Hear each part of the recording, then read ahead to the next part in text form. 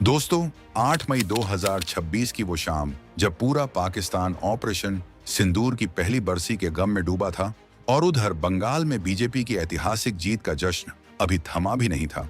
ठीक उसी वक्त बंगाल की खाड़ी के ऊपर आसमान का सीना चीरते हुए कुछ ऐसा निकला जिसने पूरी दुनिया के डिफेंस एक्सपर्ट्स की रातों की नींद उड़ा दी। भारत ने चुपचाप बंगाल की खाड़ी से एक ऐसा रहस्यमयी धमाका कर दिया जिसकी गूंज बीजिंग से लेकर वॉशिंगटन तक सुनाई दे रही है। ओडिशा के तट से एक ऐसी आग की लकीर निकली जिसने न सिर्फ आसमान को रोशन किया बल्कि हिंद प्रशांत क्षेत्र के पूरे पावर बैलेंस को हिलाकर रख दिया।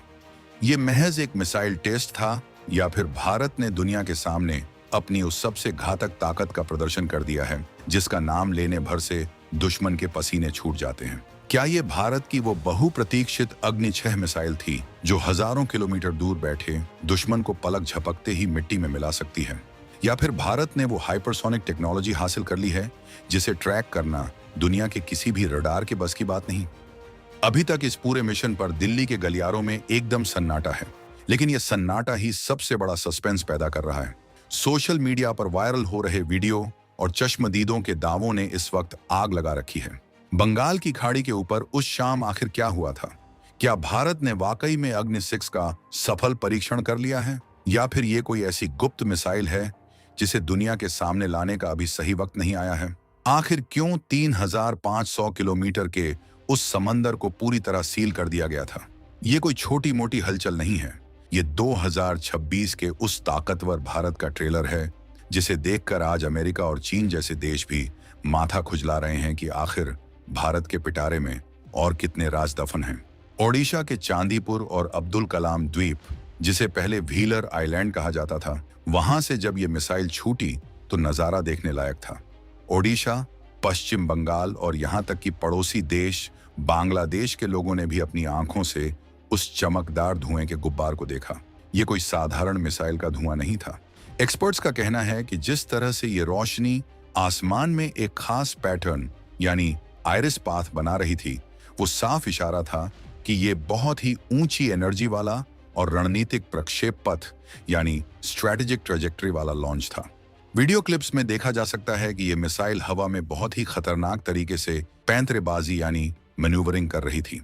आसान भाषा में कहें तो ये मिसाइल सीधे जाने के बजाय हवा में अपना रास्ता बदल रही थी, जो कि हाइपरसोनिक मिसाइलों की सबसे बड़ी खासियत होती है। अब आप सोच रहे होंगे कि अगर ये एक रूटीन टेस्ट था तो इतना सस्पेंस क्यों? असल में बात यह है कि भारत का रक्षा अनुसंधान एवं विकास संगठन यानी DRDO और रक्षा मंत्रालय दोनों ही इस पर चुप्पी साधे बैठे हैं।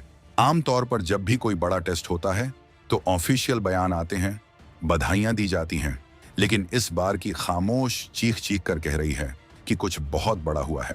विश्लेषकों का मानना है कि ये ऑपरेशन सिंदूर की सालगिरह के साथ मेल खाना कोई इत्तेफाक नहीं है।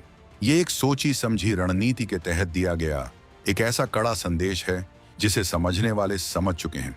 क्या ये अग्नि 5 का कोई बहुत ही एडवांस वर्जन था, या फिर भारत ने सीधे अग्नि 6 के लिए अपनी ताकत का प्रदर्शन कर दिया? ये सवाल आज हर किसी के जहन में है। 3500 किलोमीटर का वो इलाका जिसे नो फ्लाई जोन घोषित किया गया था, वही इस पूरे खेल की सबसे बड़ी कड़ी है। जब भी कोई देश मिसाइल टेस्ट करता है तो वो एक नोटम नोटिस टू एयरमैन जारी करता है ताकि कोई विमान या जहाज उस इलाके में ना आए। 8 मई के लिए जो नोटम जारी किया गया था उसका दायरा इतना विशाल था कि इसे किसी साधारण या कम दूरी की मिसाइल के लिए इस्तेमाल करना मुमकिन ही नहीं है। अगर ये सिर्फ कोई एंटी शिप मिसाइल होती जैसा कि कुछ लोग कह रहे हैं तो उसका दायरा 1500 से 1600 किलोमीटर के बीच होना चाहिए था, लेकिन 3500 किलोमीटर से ज्यादा का ये समुद्री गलियारा सीधे तौर पर परमाणु क्षमता वाली इंटरकॉन्टिनेंटल बैलिस्टिक मिसाइल ICBM की ओर इशारा कर रहा है। भारत की अग्नि सीरीज की मिसाइलें हमेशा से चीन के लिए सबसे बड़ा डर रही हैं।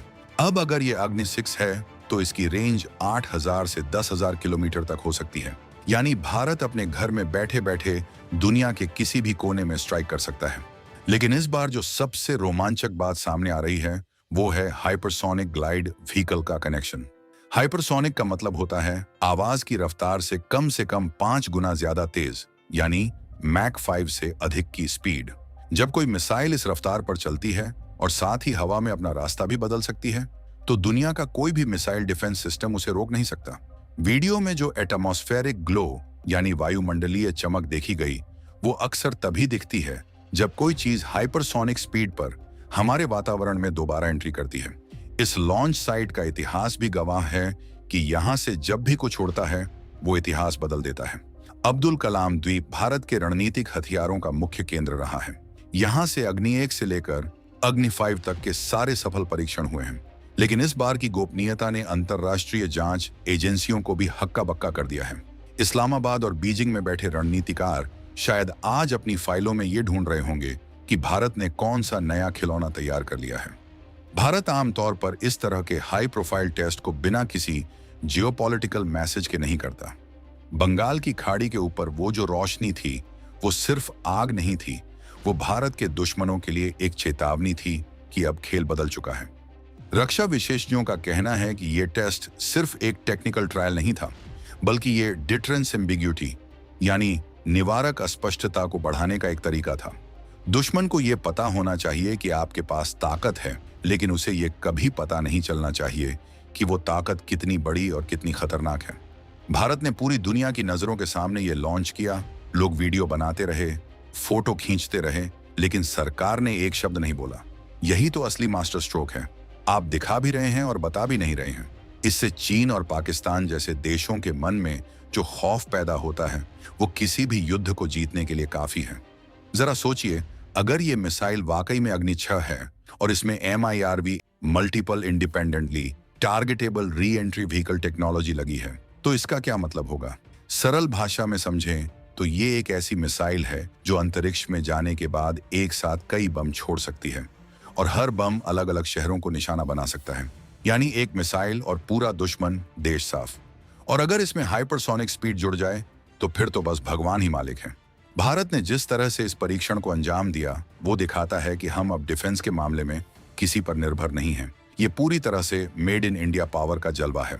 सोशल मीडिया पर कुछ लोगों का कहना है कि ये भारत की वो सीक्रेट हाइपरसोनिक मिसाइल है जिस पर DRDO सालों से काम कर रहा था। मई के पहले हफ्ते में ही ओडिशा के तट पर एक कम दूरी की long range anti ship hypersonic missile LRASHM का टेस्ट हुआ था। लेकिन 8 मई वाला मामला उससे कहीं ज्यादा बड़ा और डरावना था। वो जो धुएं का गुब्बार था वो बहुत ही ऊंचाई पर था, जो कि आमतौर पर तभी होता है जब मिसाइल अंतरिक्ष की सीमाओं को छूकर वापस आ रही हो। इसके पीछे की जो इंजीनियरिंग है वो इतनी जटिल है कि दुनिया के सिर्फ 2-3 देशों के पास ही ये काबिलियत है। और अब भारत उस लिस्ट में सबसे ऊपर आने की तैयारी कर चुका है। इस पूरे मिशन की टाइमिंग को भी ध्यान से समझना होगा। ऑपरेशन सिंदूर को 1 साल पूरा हुआ था, जिसमें भारत ने अपनी सीमाओं की रक्षा के लिए एक कड़ा कदम उठाया था। साथ ही बंगाल के चुनाव परिणामों के बाद इस तरह का शक्ति प्रदर्शन ये बताता है कि भारत की अंदरूनी और बाहरी दोनों ही नीतियां अब बहुत ही आक्रामक हो चुकी हैं। अब हम वो पुराने दौर वाले भारत नहीं रहे जो सिर्फ धमकियां सहता था। अब हम वो भारत हैं जो बिना बोले अपना काम करना जानते हैं।